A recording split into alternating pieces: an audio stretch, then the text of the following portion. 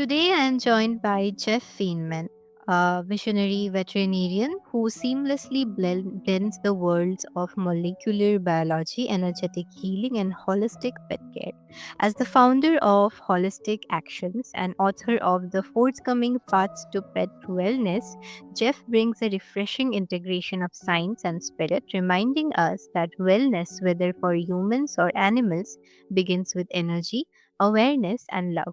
This conversation will explore how tuning into vitality rather than symptoms can transform the way we care, connect, and heal.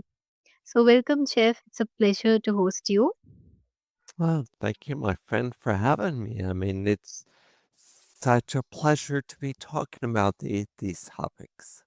Thank you. Amazing, amazing. So, Jeff, you describe wellness as rooted in energy rather than just physical science. How do you explain this energetic foundation to someone who's used to a more traditional symptom-based approach? That's a great place to start. And I think the one way to break it down might be a look at a car. You could have the high-end car that's well tuned up that maybe starts making a rattle that you fix it, and it starts having other things that you fix, and it's running beautifully. And then you run out of gas. What does the car do when you run out of gas? It stops. It doesn't matter how well it's tuned up. It doesn't matter how well you've addressed all the rattles and other things in the car. That gas is the energy that the entire car needs to run. And that's the way it is with the body. And that energy, we see it as doctors, as mitochondrial function and cellular energy. But at the beginning, you mentioned energy, presence, love. Well, they're all synonyms.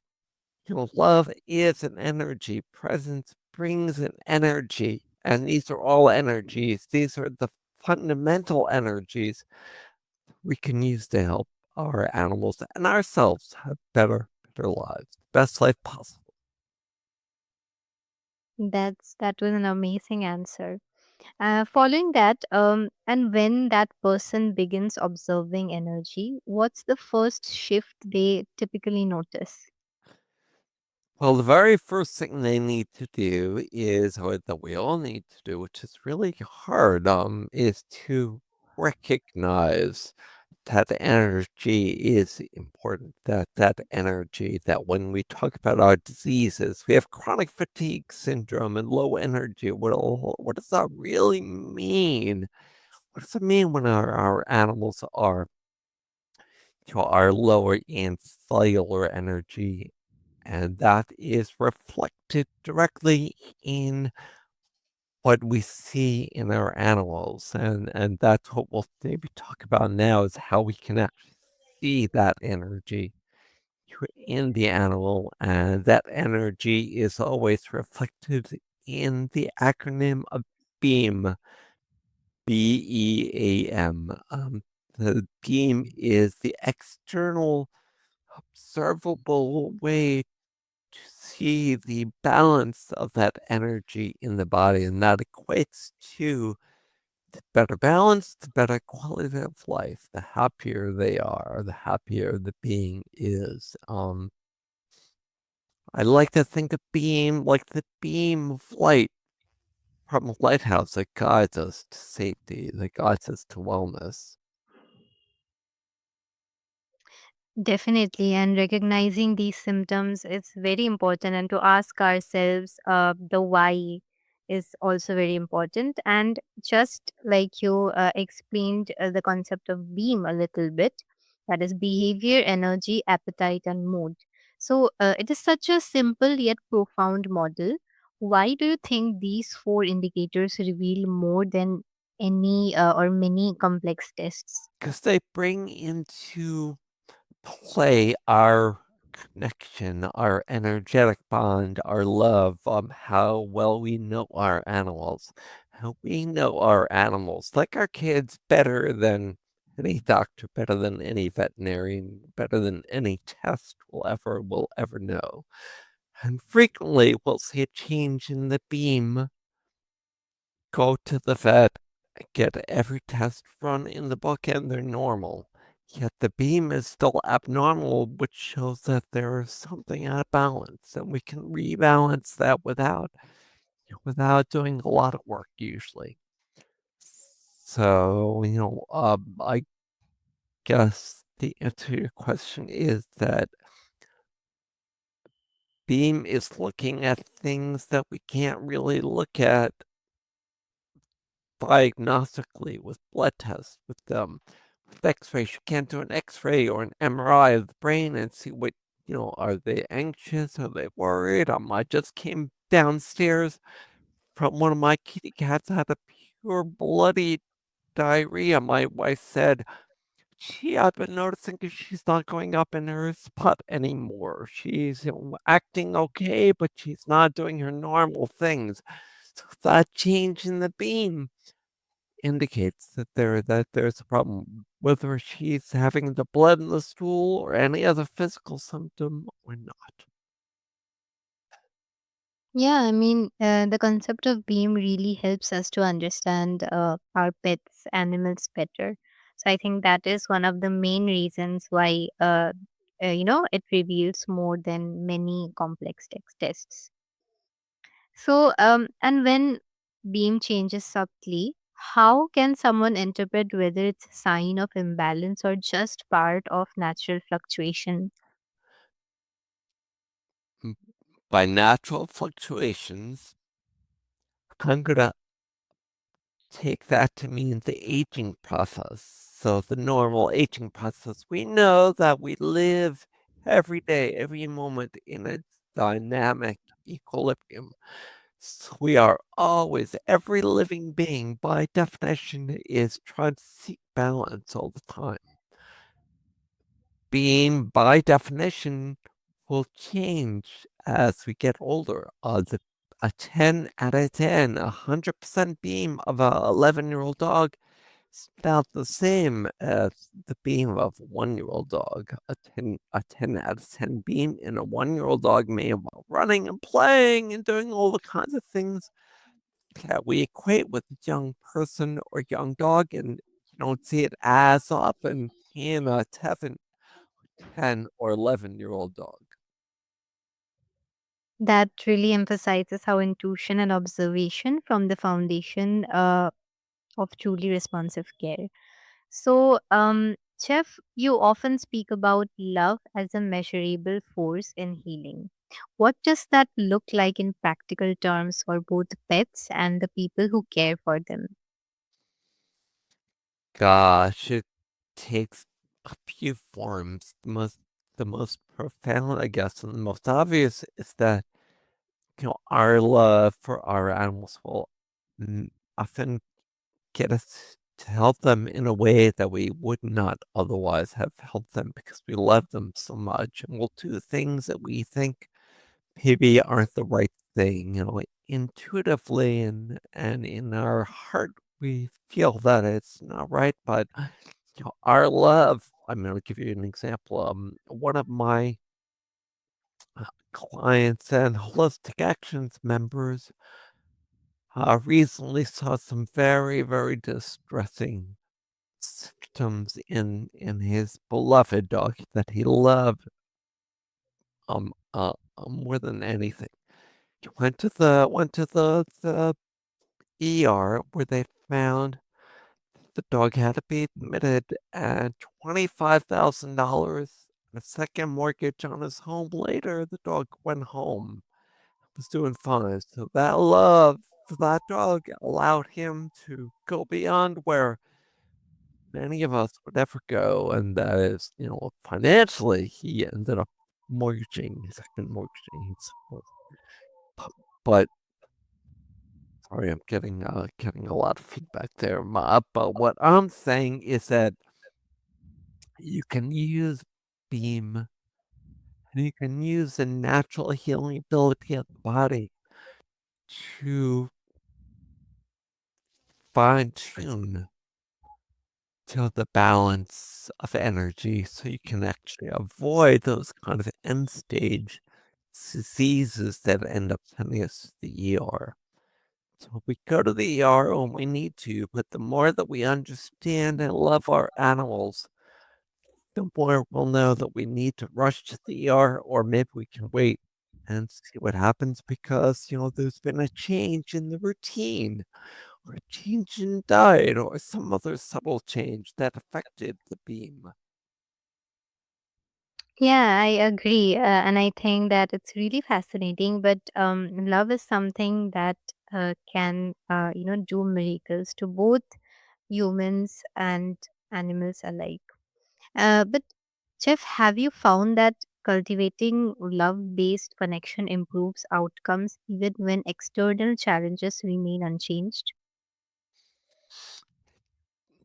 And not just what I found, what they found in the human literature says that connection, that love, that bond, that participation in our own wellness that love engenders will help us have better outcomes. Meaning that if you look at X number of diseases, the person that's loved and connected to, say, family is going to have better outcome for their same disease as the person that's disconnected. That brings up the fourth P. And there's a paradigm now in medicine called scientific wellness. That is that we can use science to, maximize our wellness. And scientific wellness is 4P is defined by 4Ps. Last P is participatory, meaning that we participate in our care. We love our patients. We love everything around us, and that will improve our outcomes. And that is really the bottom line. Any healer is what is the outcome going to be, and that is my mission is to help us harness that beam, help us harness that love, freaking harness through beam and through information and through our intuition to help our pets be as good as it can be. Because when they're as good as they can be, then we're as good as we can be. Definitely, and it's inspiring to consider that love can be a therapeutic tool rather than just an emotional experience. Jeff, holistic pet care often challenges conventional assumptions. What's one common belief about animal health that you find truly limiting? Well, in my book, I spell holistic with a W. It's in holistic. And holistic care doesn't challenge anything that we know exists in science. Holistic looks at whole, at everything together.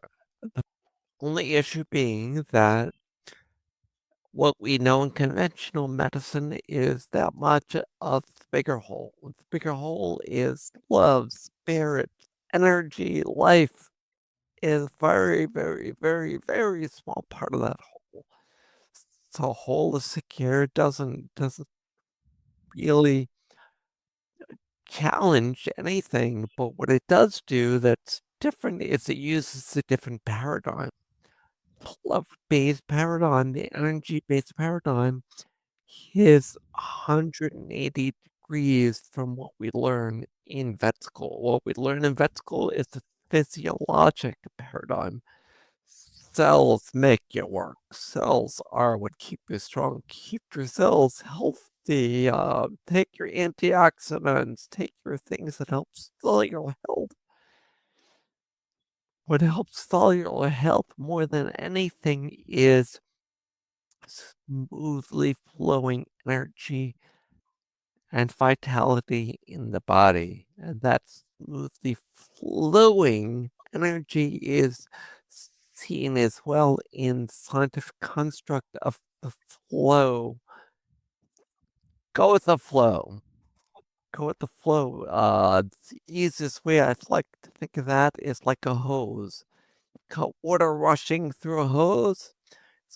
going with the flow, but you kink the hose, water stops rushing through. And when you kink the hose of our animals' bodies, that usually means you've done something to work against their natural their natural healing ability.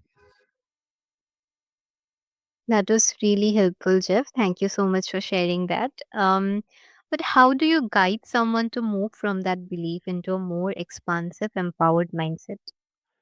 Oh my goodness, that is the question of the hour now, isn't it?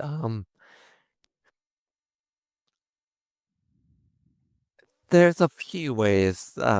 First way is what I call my resilience building method, and that is like going to the gym. You go to the gym to build your muscles.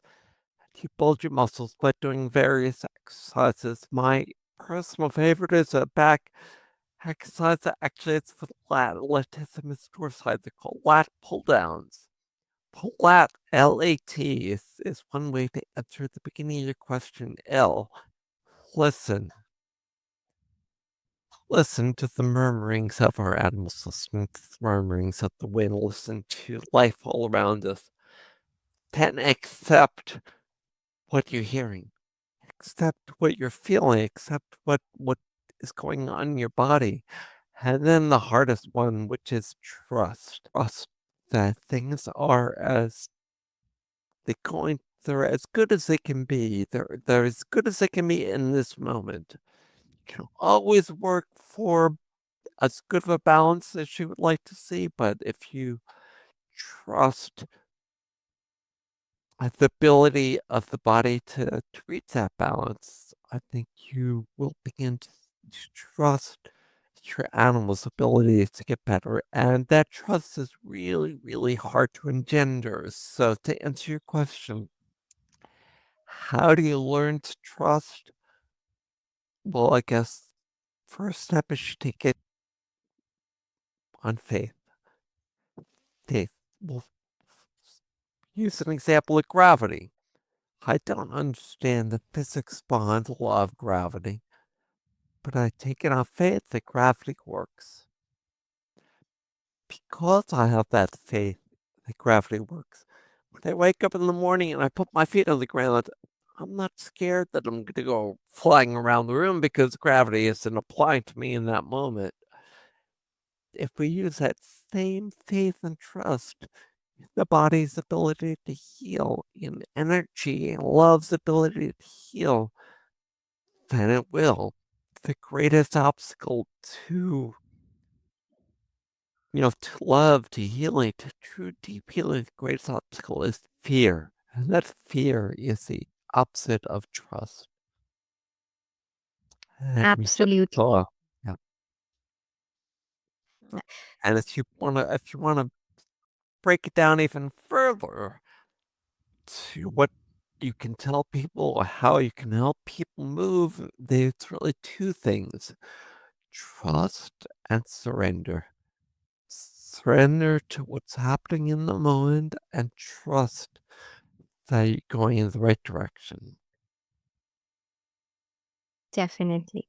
That broader perspective invites people to trust both evidence and intuition rather than feeling forced to choose between them. So, your upcoming book encourages pet parents to take an active role in wellness. What do you hope readers will understand about their own energetic influence on their animals? Wow. Well, I just spoke with the doctor yesterday. He's focused on PTSD, post-traumatic stress disorder, and she was discussing emotional contagion. The contagion that our emotions. When one person in a theater panics, the whole theater tends to panic because our emotions are contagious and they are contagious with our animals as well. That is because the emotions, thoughts are a form of energy. We share the energy with them that they share with us. When we're anxious, they're going to be anxious. When we have symptoms, when we're diseased, then they tend to be worried and even get sick. And conversely, frequently we'll see our animals taking on our own diseases, and actually we feel better as they get sick. Then we can help them through love get better and better and better. Because the animals, unlike us, aren't worried about the future. They're not worried about the past. They're not worried about their diagnosis. They're living in the moment. So our animals are the very, very perfect portal to help us transcend our own suffering. Very, very beautifully put. It's reassuring to know that impactful change often begins with small, consistent moments of awareness and connection with our animals, or whether it be with other human beings. So, Jeff, this has been a delightful conversation. I have learned a lot from it, and I'm sure that our listeners have too. So, if they want to connect with you, or read your book or learn more about Beam from you, how can they do that? Could you just share with our listeners? I thank you for asking, and the best way to connect with me is at holistic actions with an S. HOLISTICACTIONS.com. And that's the place where we teach what you'll read about in the book. And if you want to learn more about the book, go to holisticactions.com/book. And that will get you a couple $100 in bonuses. It'll get you the free book. So I'm not sure when this podcast will drop, but right now, in 2025, you can still read the ebook, even though the release is not until February of next year. The reason we're releasing around Valentine's Day is because Valentine's Day in the US is the day of love. Great. So, I'll have all the details on my show listing, and our listeners are free to connect with you. So, Jeff, today's conversation reminds us that wellness, whether or for ourselves or the animals we love, isn't solely a matter of biology. It's an energetic relationship shaped by presence, intention, and compassion. If Jeff's insights resonated with you, take a moment to notice the beam in your own life and in the lives around you. Let your awareness deepen your connection, and let that connection guide you towards a more holistic, love centered way of caring.